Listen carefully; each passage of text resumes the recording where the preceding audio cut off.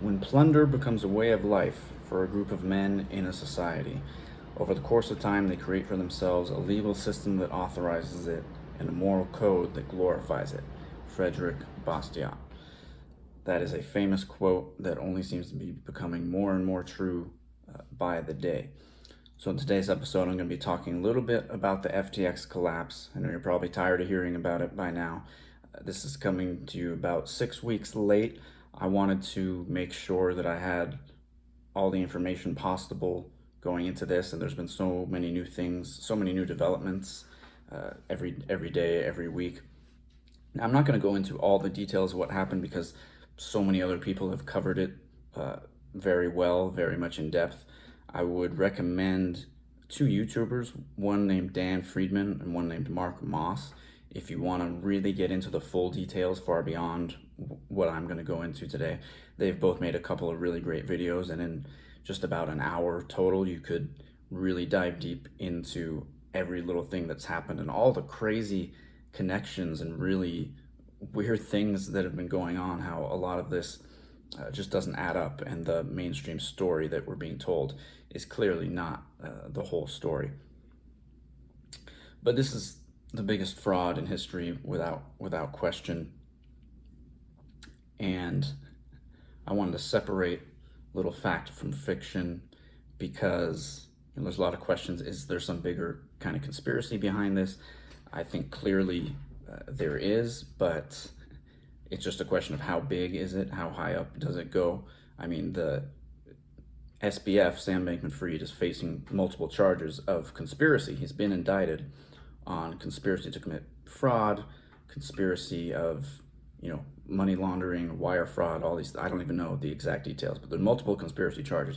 So there's no question there was some kind of conspiracy. Again, it's just a question of how big does it go? Was this an intended thing from the beginning, and is this guy SBF really just the fall guy? Is he just a patsy sort of being used as a scapegoat? And given recent events, I think that's highly likely. It sure seems like he somehow manages to keep evading the law. I mean, he got arrested. He went a month, 4 or 5 weeks on house arrest in the Bahamas. And then all of a sudden, the day before he's supposed to testify to Congress, then all of a sudden he gets arrested and he can't testify. And then he's in jail for a little bit. And now all of a sudden he's out on a $250 million bond, which his parents somehow paid. His parents, who were just lawyers, they're just average Stanford, I think they're regulatory financial lawyers, actually. Another interesting, weird piece of the puzzle. And they somehow managed to get, a bond is typically, I think, 10% of the total that you have to pay to get a person out. So they came up with $25 million, presumably. Again, I don't have all the full details on that. It's a whole nother story. So somehow he gets out on that, and now he's living with his parents. He just keeps evading the consequences of what he did over and over again. But I wanted to backtrack really quickly to the Luna collapse in May of last year. So that was about 7 months ago.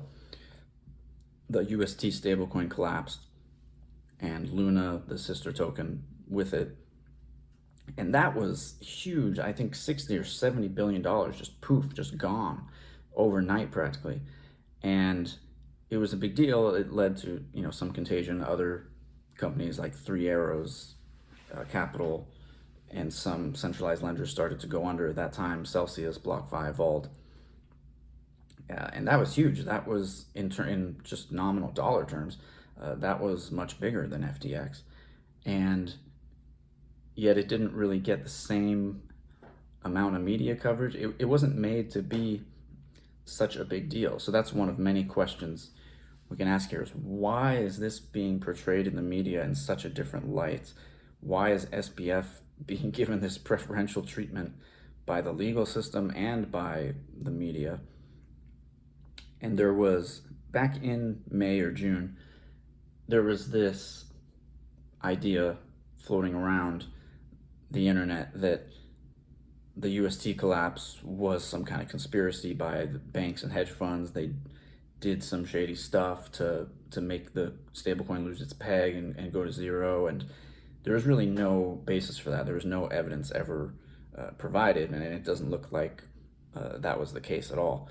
Here with this FTX thing, totally different story. There's a lot of evidence in all kinds of ways, so much so that I can't even document it all because it would just take way too long.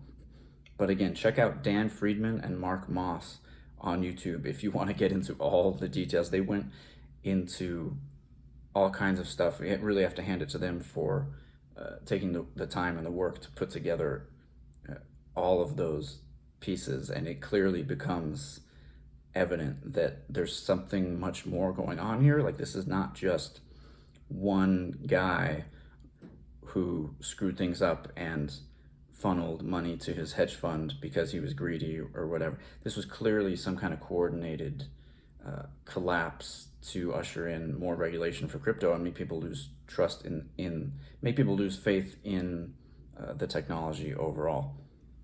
There's a really good political cartoon about this whole thing by Ben Garrison.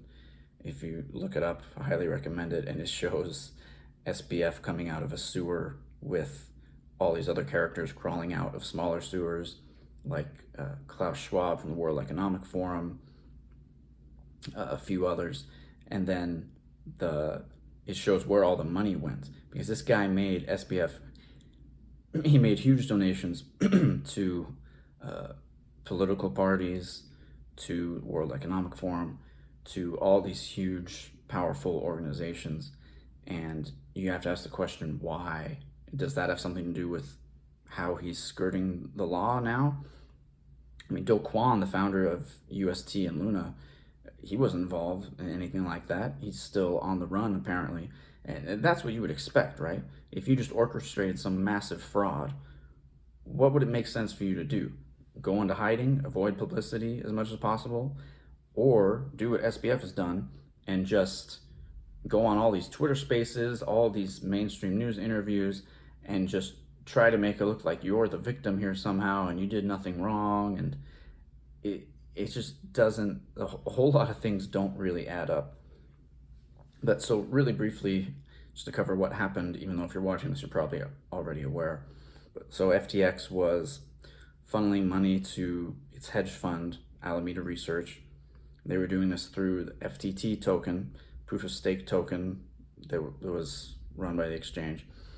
It's just a coin that they can print out of thin air to infinity, and they were able to manipulate the price upwards and then use that as collateral to take out loans for dollars and then do whatever they wanted with it. They were also using customer funds as a kind of piggy bank. They were just pooling it together and doing whatever with it. And so there's another interesting thing, is people who bought Bitcoin on FTX weren't actually buying Bitcoin. The deposit was going in and it was showing a balance, but really those dollars were being used for something else at SBF's discretion, presumably. And so this last bull run last year likely would have gone somewhat higher because a lot of that demand wound up being soaked up and just vaporized effectively. If it had actually been going into real Bitcoin, things would have been different. What else here? Oh yeah, there's a really interesting, oh wait, I didn't finish.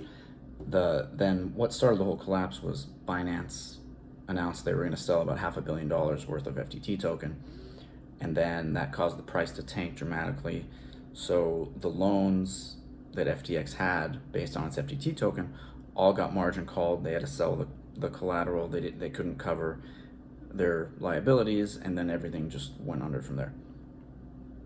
One really interesting thing about this that you're probably not going to hear about anywhere else is this video that came out back on April 5th, 2002 by a YouTube channel called Inspired. I'm not sure if it's even still on YouTube. I'm looking at it on some site called inspired.locals.com. They created this backup little community apparently because they knew, or they suspected, they might not be allowed on the big social media platforms at some point in the future. And it's all about, this is a little crazy, a little out there, but I figured why not cover this because it's really interesting. And like I said, you probably haven't heard of it before. It's all about this alleged group out there called Guardians of the Looking Glass, who claim to have some technology. I know, get ready for this. Claim to have some technology that allows them to potentially to see into potential futures and what certain timelines could hold. And I really didn't think of it as anything more than an interesting idea at the time. And there's a bunch of different stuff covered in this episode, this video they have. But what really caught my attention was at one point, the guy who claims to be in touch with this group mentions Bitcoin and cryptocurrency as being crucial to the future of the world and humanity and for freedom as we know it, and saying that the technology plays a role in whether or not people in power are successful in consolidating and holding on to their power, which could be detrimental to the freedom and rights and prosperity of the rest of us. And so I immediately, as soon as I heard of this FTX collapse and how shady it all was, and the oddity of how it's being portrayed in the media and everything, and how it's just immediately facilitated calls for greater regulatory crackdowns and all these hit pieces claiming Bitcoin and crypto is dead, and obviously this means we can't trust it. It just immediately made me think of this and just realize, hey, you know, that makes a lot of sense. If it really is crucial to the future of humanity, that this technology, and I do believe Bitcoin could benefit humanity massively if it continues to stay decentralized and continues to grow at the rate it has, because it allows people for the first time in history to be their own bank, to control their own money, to have unconfiscatable wealth that cannot be debased by a central bank. And clearly people who run and own the central banks do not like that and would very much prefer for Bitcoin to go away, but there's no real way they can do that. The only way that would be possible would be to orchestrate something like the FTX collapse. And if you look at the fact that a huge amount of global investment capital happened to be in FTX, that's a fact, you can look that up. It's something like 10%, it adds up to about 10% of global investment capital was invested in FTX, and as if those hedge funds and VC funds didn't know, venture capital funds didn't know any better. No, I don't think so. There's clearly something fishy going on there. But so that's another thing. This inspired channel, the Looking Glass. If you want to know more, look up that video. Look up Dan Friedman. Look up Mark Moss, and you'll have a much better understanding of everything that's happened. But overall, the bottom line here is the importance of self-custody, of holding Bitcoin, holding your own private keys, and have a 4-year or more time frame. I've said this all before. I'll say it again. Don't, if you want to speculate in garbage coins, then go ahead and do so, but don't do it with, more than 5% of whatever you're willing to risk in Bitcoin. This is not financial advice. I'm not a financial advisor. Nothing I say here can be taken as investment advice. Do your own research and take risks according to your own tolerance. But there's really nothing more important at this point in time, in my opinion, than for people to average into Bitcoin, hold a portion of their wealth in it at least, and hold their own private keys, because that's really the only way you can stay sovereign and make sure that you be protected from this kind of collapse. I mean, Bitcoin maximalists, I have a blog post coming out soon about this, how Bitcoin maximalists have been proven right, because they've been telling you for a long time, just hold Bitcoin, hold your own private keys, and you won't be subject to all this craziness, this chaos that we've seen in altcoin markets. And if you had done that, you wouldn't have fallen victim to these things, like all the people who lost so much money in Luna, UST, in FTX, in Fold, Celsius, BlockFi. You don't have to subject yourself to those risks unnecessarily if you just hold your own private keys and just hold Bitcoin. And that's really it. So thanks for listening to this episode. I'll come with a new one every month. I know the schedule's a little messed up. This one took about 6 weeks, but that's the plan, is to have one podcast episode a month. So if you want to learn more about me and my freelance writing services, check out bdncontent.com. You can see my portfolio, my blog, and contact me through email. I'll see you next time.